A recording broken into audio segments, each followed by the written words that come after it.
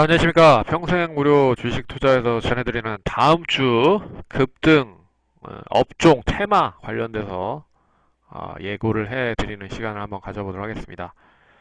지난주 엄청나게 매매하기가 힘들었습니다. 그리고 매매를 하시는 분들 같은 경우에도 저희 쪽으로 상당히 많은 문의가 왔습니다.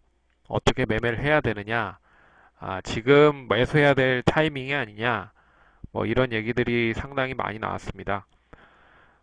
일단 위기 뒤에 찬스는 또 오는 거라고 생각을 하고 있고요. 지금 시점은 어떻게 보면 대세 뭐 하락기라고 보일 수 있는 시점이라고도 좀 볼 수 있지만 결론적으로 반등이 다시 나온다라고 하면 지금 시점이 어떻게 보면 찬스였다라고 다들 잘 아실 거라고 생각을 합니다.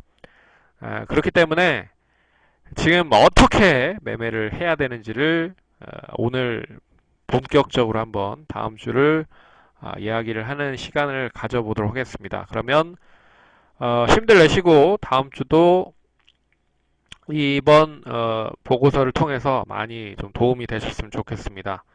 그러면 화이팅 하시고 힘내시고 그러면 본격적으로 이야기 한번 해보도록 하겠습니다. 자, 미국에 대한 이제 중국 관련된 부분, 그리고 글로벌 시장 쪽에서의 무역 갈등이 계속적으로 이어지고 있는 게 사실입니다. 그렇기 때문에 이 부분이 얼마만큼 빠르게 해소가 될 수 있을지가 관건인데, 지금 그게 상당히 좀 우려 섞인 부분으로 좀 장기화가 되고 있는 부분이죠. 일단 시장에 대한 흐름을 간단히 설명을 한번 해보도록 하겠습니다. 그래서 일단 이 부분이 얼마만큼 빠르게 해소가 되는지가 관건인데 아직까지도 시장에 대해서 뚜렷하게 긍정적으로 연결이 될 수 있을 만한 모멘텀을 보여주지 못하고 있다라고 볼 수가 있을 것 같습니다. 그래서 트럼프 대통령은 이 부분을 가지고 11월 중간 선거까지 계속 자기한테 유리한 쪽으로 표를 얻기 위해서 상당히 좀 또 잘 아시죠? 예.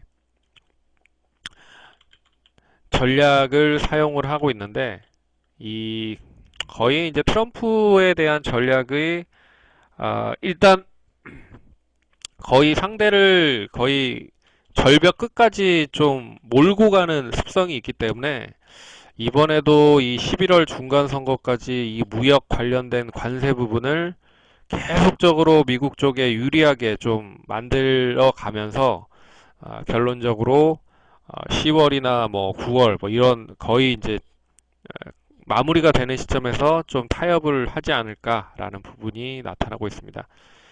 근데 이게 좀 장기화가 되면 결국 이제 글로벌 시장 쪽으로는 좋은 흐름을 보이지 못할 가능성이 높습니다.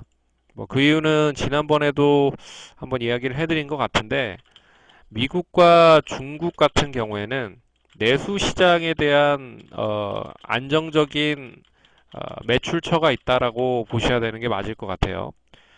그래서 유럽이라든지 뭐 일본, 뭐 우리나라, 뭐 다양한 나라들이 있지만 결국 뭐 1억 이상 넘는 그런 내수 기반을 가지고 있는 소비 시장과 매출 시장이 든든하게 버티고 있기 때문에 뭐 일본도 뭐 1억 이상 넘고요. 뭐 하지만 결론적으로 이 G2에 관한 부분에 있어서는 결국 소비와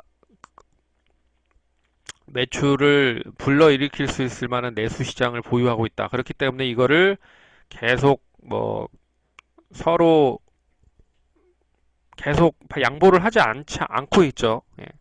시진핑 주석도 마찬가지고 이 양보로 뭐 이끌지 않고 있습니다. 네, 그렇기 때문에 이 미국과 중국에 대한 뭐 그 부분이 얼마만큼 좀 빠르게 해소가 될지. 근데 트럼프 대통령이 또 6일부터 중국의 상품에 340억 달러 정도 관세를 부과한다라는 소식이 금요일 날 나왔습니다. 네. 발표를 이제 거의 땅땅땅 두드릴 것이다 라고 하는 이야기가 어제 발표가 됐기 때문에 일단 뭐 이 부분으로만 봐도 미국 시장이 추가적인 상승이 계속 이어지지 못했고 장 막판으로 갈수록 계속 차익 매도 물량이 나오면서 소폭 상승으로 마감이 됐다라는 것도 우려해야 될 부분인 것 같고요. 결과적으로 이제 지수를 부양할 만한 모멘텀, 역시 모멘텀이라고 하면 뭐 경기가 상당히 좋거나 아니면 기업들에 대한 실적이 좋거나 아니면 뭐 유동성적인 부분을, 그러니까 시장에서 돈을 풀어서 그 돈 푼의 효과를 결국 주식시장으로 연결을 해서 볼 건지에 대한 부분을 갖지 못하고 있다라는 게 가장 큰 이 상승을 부양할 수 있는 부분으로 연결을 하지 못하고 있는 부분이다. 그래서 우리 증시도 지난번에 이제 어제죠, 금요일 날 우리 시장도 반등을 하긴 했지만 결론적으로 이 반등이 글로벌, 잘 아시다시피 글로벌 증시 관련된 부분의 반등이라고 하는 부분으로 좀 보셔야 될 것 같고, 그리고 결론적으로 이 글로벌 증시 반등으로 우리나라 시장이 반등을 했고, 더불어서 6월에 대한 이제 마지막 날이었기 때문에 윈도우 드레싱 효과도 어느 정도 경험을 할 수 있었던 부분이라고 좀 볼 수 있을 것 같습니다. 그래서 결론적으로 글로벌 증시와 윈도우 드레싱 효과로 지난주 금요일날 우리 시장이 반등을 했을 가능성이 높다. 그렇기 때문에 진짜 반등은 이번 주 돌아오는 7월 2일부터 그 주 한 주에 어떻게 움직이는지를 봐야 될 것이다 라고 하는 부분일 것 같습니다. 그래서 일단 지난주에 뭐 강세 업종들을 한번 뭐 지켜보면 일단 뭐 월요일부터 화요일, 금요일까지 계속 보시면 바이오 업종들과 그리고 또 이게 이 바이오 업종 자체 상승이 뭐 이어지긴 했지만 업종에서도 뚜렷하게 이제 강세 흐름을 보이는 종목들이 딱 있다라는 거. 그래서 전반적으로 바이오 철강, 월요일 날은 바이오 철강 건설 수소차, 역시 수소차도 계속 정부 정책으로 미는 그런 부분이 있기 때문에 상승이 계속적으로 이어졌다라고 보일 수가 있을 것 같고요. 그래서 5일 동안 상승을 했었던 업종 중에 하나가 유일하게 수소차다.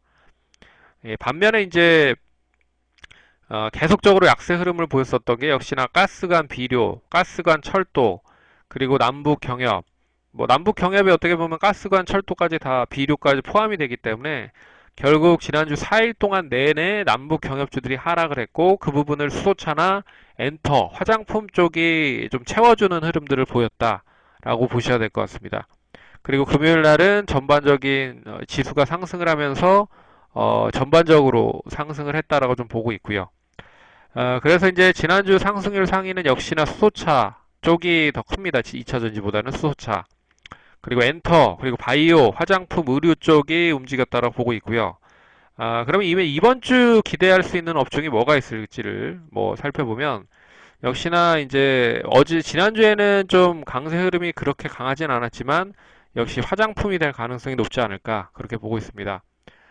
그 이유는 일단 뭐 수소차도 역시나 정부 쪽에서 밀고 있긴 하지만 결론적으로 수소차와 2차 전지가 중국 쪽과의 연관이 있기 때문에 결국 화장품이 국내 시장 쪽에서 뭐 소비가 좀 줄어드는 부분들이 나타났지만 중국 쪽에 대한 부분으로 완화를 시킬 가능성이 높다.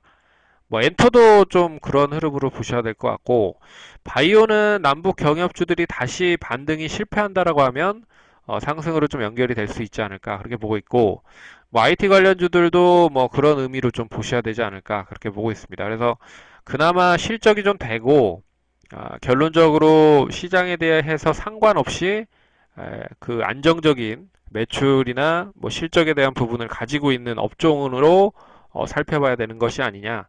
그래서 뭐 남북 경협주들이 많이 하락을 했기 때문에 결국에 시장이 반등을 한다라고 하면 많이 떨어진 종목들이 상승을 할 수 있다. 그래서 이런 부분은 단기적으로 접근을 해도 충분히 가능하다라고 보고 있어서 뭐 여기엔 올리진 않았습니다. 네.